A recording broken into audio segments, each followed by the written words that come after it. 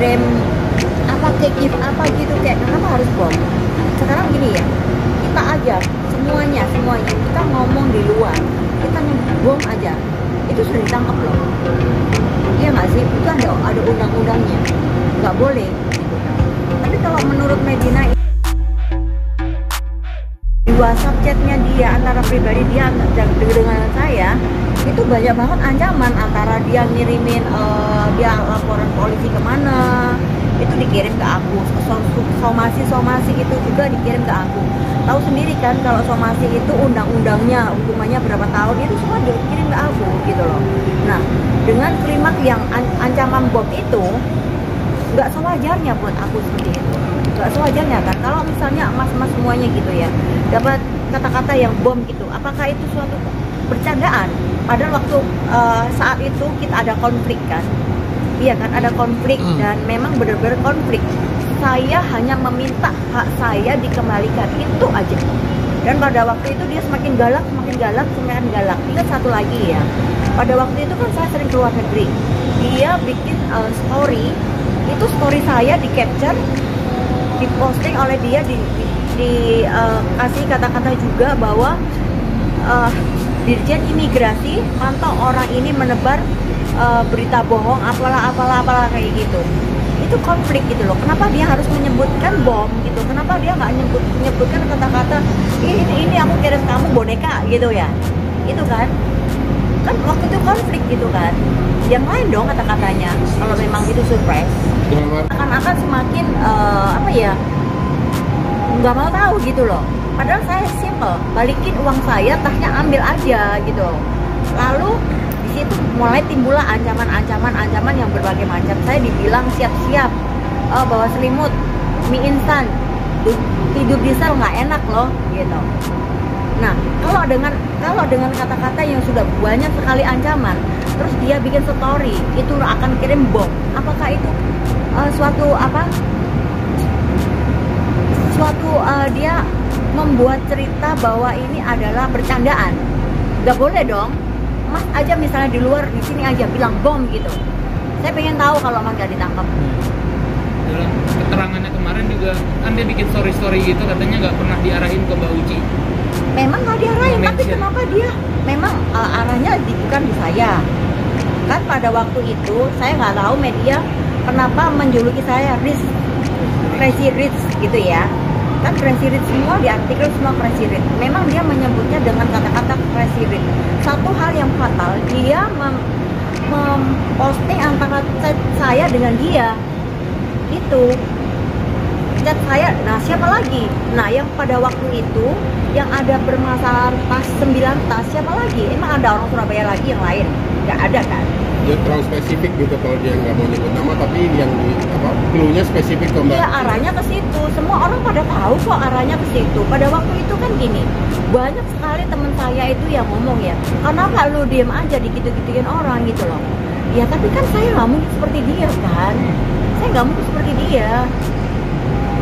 Terkait pengakuannya katanya sedang dalam pengaruh obat atau penyakit bipolarnya itu. Kalau memang dia dalam pengaruh obat, buktinya dia sekarang masuk, dia bebe aja kan? Dia bebe aja, nggak ada masalah. Pada saat mengirimkan bom itu katanya di luar kendalinya dia, karena ada pengaruh obat. Bipolar yang itu. Perasaan kalau bipolar teman saya ya nggak kayak gitu. Nggak ada nyebut-nyebut masalah bom, nggak ada mengancam-ngancam, nggak ada dia bikin laporan polisi di Surabaya, nggak ada dia selalu bikin nyuruh lawyernya dia bikin somasi ke saya, nggak ada seperti itu. Orang kalau bipolar itu ya memang feel-nya memang gloomy, kadang marah, kadang itu menangis. Nah dia galak kok, beda. Dia galak sama saya. Tahu Mas, kalau saya tunjukin chat dia mulai bulan 8 sampai bulan tahun 2022, semua itu ancaman, kalau nggak ancaman semua menghina. Itu. Bayangkan jadi saya lebih baik jadi orang, saya dimusuhi orang, saya jawab, saya bales. Itu paling enak. Tapi pada waktu itu kan saya punya teman baik, itu cyber. Dia selalu mengingatkan, jangan, stop, jangan. Ini akan menjadi senjata dia untuk melawan gitu. Jadi saya makanya diam aja, tetapi diam itu nggak enak, nggak enak, sakit hati saya. Mas tahu nggak sih, saya juga berobat kena psikis saya berobat ke Indonesia, ternyata obat Indonesia mempengaruhi badan saya dan saya berobat di Singapura. Nah, itu. Iya. Karena ancaman Dia itu. Sedangkan bel rumah bunyi ya, saya takut.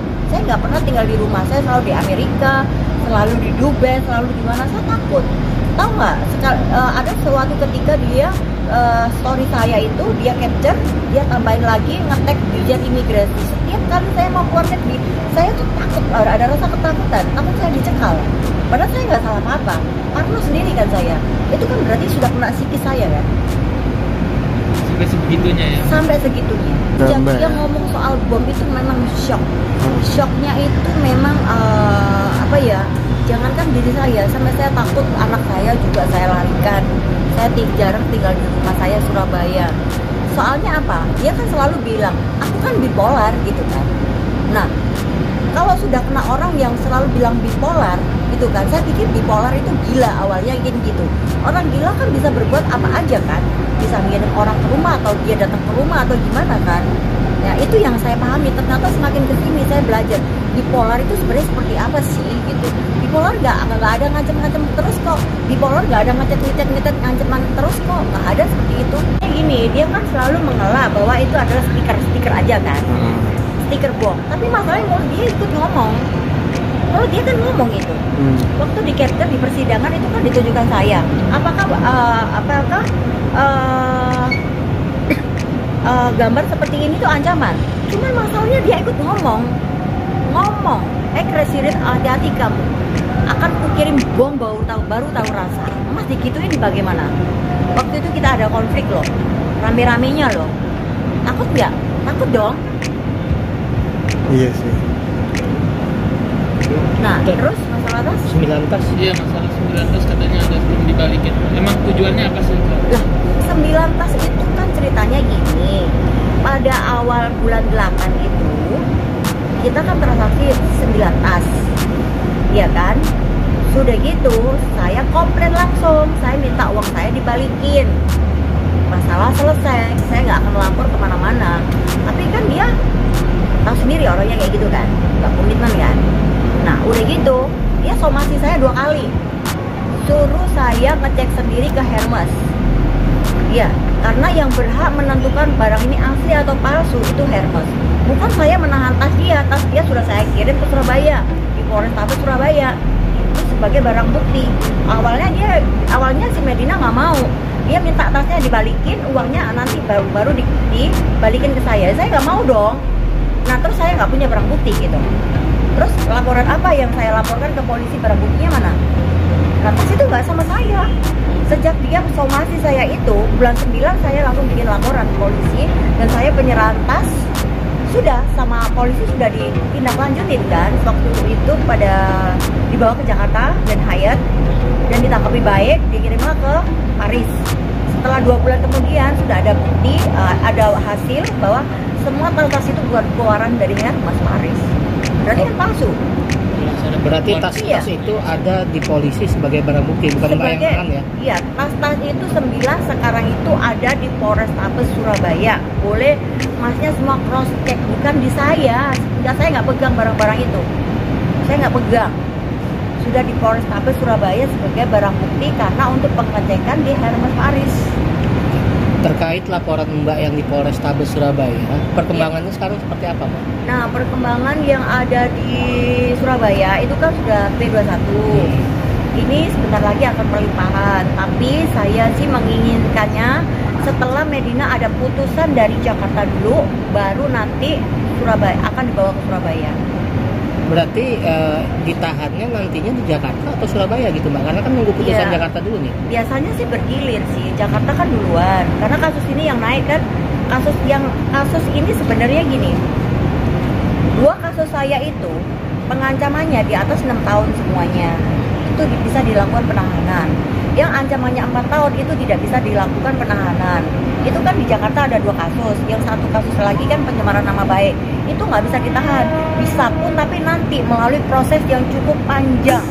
itu pun nanti ya. Tapi kalau kasus saya ini itu kan kriminal gitu kan ya, jadi bisa ditahan. Dan kasus yang kedua yang di Surabaya itu pasti bisa ditahan karena itu perlindungan konsumen itu hukumannya 6 tahun dan penipuan. Oh berarti